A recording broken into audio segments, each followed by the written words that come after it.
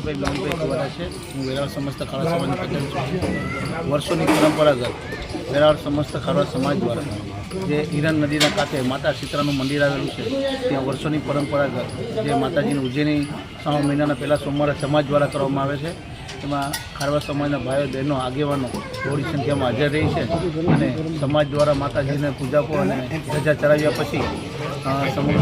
સમાજ દ્વારા પૂજાપોને માતાજીને નારિયેળને વધારે છે અને અહીંયા માતાજીને ધામધૂમથી બધા પ્રસાદ લે છે